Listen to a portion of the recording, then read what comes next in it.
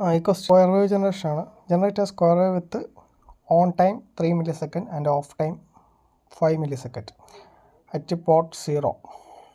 Assume crystal frequency 22 megahertz, timer 0, mode 1. അപ്പോൾ നമ്മൾ question ചെയ്യേണ്ടത് എന്താണ്? സ്ക്വയർ വേവ് ജനറേറ്റ് ചെയ്യുക. ഓൺ ടൈമും ഓഫ് ടൈമും ഈക്വൽ അല്ല, ഡിഫറെൻ്റ് ആണ്. ഓൺ ടൈം 3 millisecond ആണ്, ഓഫ് ടൈം 5 millisecond ആണ്. 5, 3. സോ ഈ ഒരു ഇത് കണ്ടിന്യൂ ചെയ്യും. സോ ഇങ്ങനെ ഒരു സ്ക്വയർ വേവ് ജനറേറ്റ് ചെയ്യുക. എവിടെ? പോർട്ട് 0. അപ്പോൾ അതിനുവേണ്ടി നമ്മൾ ടൈമർ യൂസ് ചെയ്യണം. മോഡ് 1 ഓപ്പറേറ്റ് ചെയ്യാനാണ് ക്വസ്റ്റനിൽ പറഞ്ഞിരിക്കുന്നത്. സോ അതിൻ്റെ പ്രോഗ്രാമാണ് തന്നിരിക്കുന്നത്. അപ്പോൾ പ്രോഗ്രാമിലേക്ക് വരുവാണെങ്കിൽ രജിസ്റ്റർ 51 ഫയൽ ഇൻക്ലൂഡ് ചെയ്യുക. സോ അത് കഴിഞ്ഞ് വേവ് എന്ന് പറഞ്ഞൊരു വേരിയബിൾ ഡിഫൈൻ ചെയ്യുന്നു. സോ അതിലാണ് പോർട്ട് 0-ലെ 0th പൻ, അതാണ് വേവ് എന്ന് പറഞ്ഞ വേരിയബിളിൽ ആയിട്ട് ഡിഫൈൻ ചെയ്യുന്നത്. പിന്നെ നമ്മൾ നോക്കുന്നത്, പിന്നെ വേണ്ടത് 2 ഡിലേ ഫങ്ഷൻസ് വേണം. വോയിഡ് ഡിലേ 3ഉം void delay 5ഉം.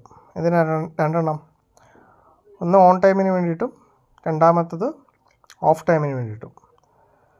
So delay ഫങ്ഷൻ്റെ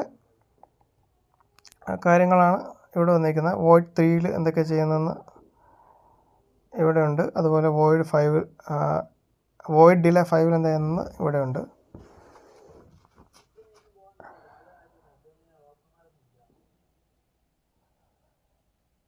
so main programme ചെയ്യുന്നത് ഒന്നുമില്ല.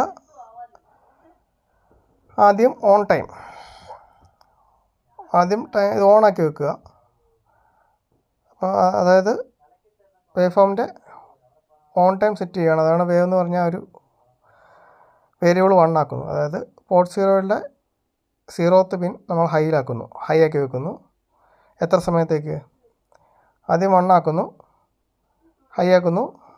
എത്ര സമയത്തേക്ക് ഹൈ ആക്കണ്ടേ? ഓൺ ടൈം 3 millisecond ആണ്.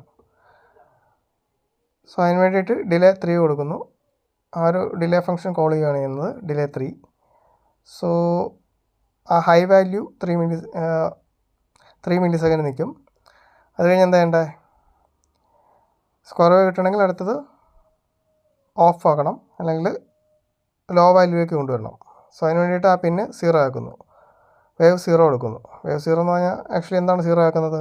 പോർട്ട് 0-യുടെ 0th പിൻ 0 ആക്കുന്നു. അത് കഴിഞ്ഞിട്ട് എന്താ ചെയ്യുന്നത്? ആ ഒരു ലോ പൊസിഷൻ എത്ര ടൈം വേണം? ഓഫ് ടൈം 5 millisecond ആണ്. സോ 5 millisecond ആ ഒരു പൊസിഷനിൽ നമ്മൾ ഹോൾഡ് ചെയ്യണം.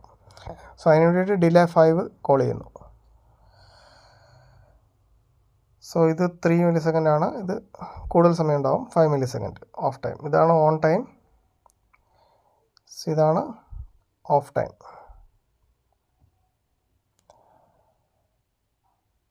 ഓക്കെ. പിന്നെ ഡിലേ ഫംഗ്ഷൻ്റെ ഉള്ളിലാണ് ബാക്കി ടൈമറിൻ്റെ സെറ്റിങ്സ് ഒക്കെ ചെയ്യുന്നത്.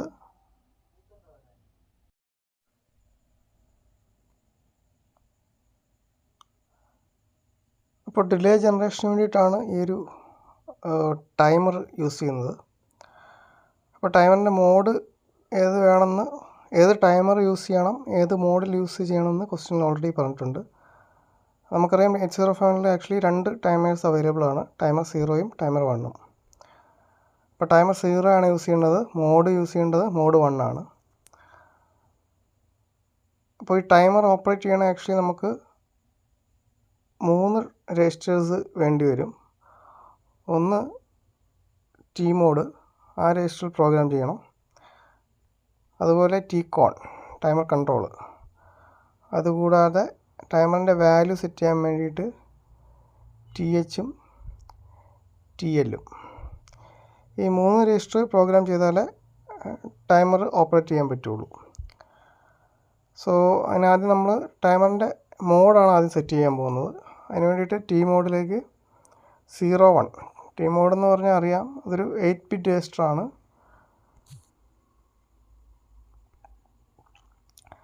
ടി മോഡ് എന്ന് പറഞ്ഞാൽ അതൊരു 8-bit രജിസ്റ്ററാണ്.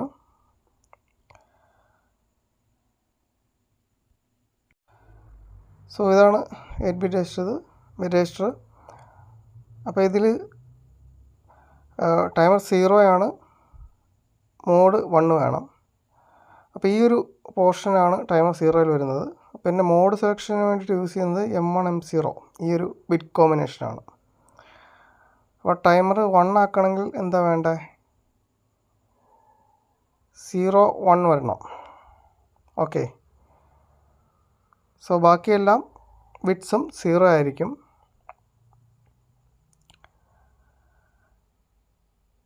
സോ കാരണം ടൈമർ 1 സെലക്ട് ചെയ്യുന്നില്ല, അതുകൊണ്ട് നാച്ചുറലി ഈ ബിറ്റ്സ് എല്ലാം 0 ആയി പോകും. ബാക്കി ബിറ്റ്സ് എല്ലാം 0 ആണ് വരുന്നത്. അപ്പോൾ ഇതിനെ നമ്മൾ ഹെക്സിലേക്ക് ആക്കുകയാണെങ്കിൽ 01H ആണ് വരുന്നത്. സോ അതുകൊണ്ടാണ് അവിടെ ടി മോഡ് 01ലേക്ക് പ്രോഗ്രാം ചെയ്യുന്നത്. ഇനി അടുത്തത് ഇനിഷ്യൽ വാല്യൂ കൊടുക്കാൻ വേണ്ടിയിട്ടാണ്. സോ 1 millisecond വേണ്ട വാല്യൂസ് കൊടുക്കുക TL0യിലും TH0യിലും.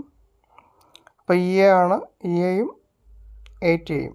സോ ഇതെങ്ങനെ കിട്ടുന്നത് വെച്ച് കഴിഞ്ഞാൽ ഒരു സം ഡിലേ വേണമെങ്കിൽ ആ ഒരു ടൈമർ രജിസ്റ്ററിൽ എന്ത് വാല്യൂ കൊടുക്കണം എന്നുള്ള കാൽക്കുലേറ്റ് ചെയ്യുന്നത് ഓൾറെഡി പഠിപ്പിച്ചിട്ടുണ്ട്. സോ അത് നോക്കുക. അപ്പോൾ ഇവിടെ വേണ്ടത് 1 millisecond ആണ്. അതിന് കറസ്പോണ്ടിങ് ആയിട്ട് ടൈമർ രജിസ്റ്ററിലേക്ക് ഒരു വാല്യൂ കൊടുക്കേണ്ടി വരും. അതാണ് ടൈമർ രജിസ്റ്റർ എന്ന് പറഞ്ഞാൽ 16 ബിറ്റാണ്. THഉം TLഉം കൂടെ ചേരുന്നതാണ് ടൈമർ രജിസ്റ്റർ. അപ്പോൾ ടൈമർ രജിസ്റ്റർ 0 ആണ് നമ്മൾ ചൂസ് ചെയ്യുന്നത്, അതുകൊണ്ടാണ് TH0യും TL0യും. അപ്പോൾ EA ആണ് TH0യിൽ പോകുന്ന വാല്യൂ, TL0യിൽ പോകുന്നത് 8A ആണ്. ഓക്കെ. അപ്പോൾ നമ്മൾ ടി മോഡ് പ്രോഗ്രാം ചെയ്തു, അതുപോലെ ടൈമർ രജിസ്റ്ററും പ്രോഗ്രാം ചെയ്തു. ഇനി ടൈമർ സ്റ്റാർട്ട് ചെയ്യണമെങ്കിൽ അതിനുവേണ്ടി പ്രോഗ്രാം ചെയ്യേണ്ടത് TCON ടൈമർ കൺട്രോൾ എന്ന് പറഞ്ഞ രജിസ്റ്റർ പ്രോഗ്രാം ചെയ്യേണ്ടി വരും.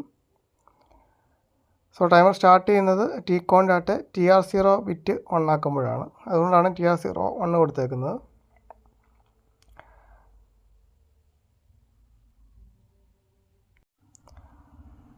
സോ ഇതാണ് TCON രജിസ്റ്റർ. അപ്പോൾ ഇതിൽ ഈ ഒരു പോർഷൻ, സോ ഇവിടെ ഈ ഒരു പോർഷനാണ് നമുക്ക് വേണ്ടത്. TR0 എന്ന് പറഞ്ഞ ബിറ്റ് 1 ആക്കുമ്പോഴാണ് ടൈമർ 0 സ്റ്റാർട്ട് ചെയ്യുന്നത്. അതുപോലെ സ്റ്റോപ്പ് ചെയ്യുന്ന എപ്പോഴാണ്?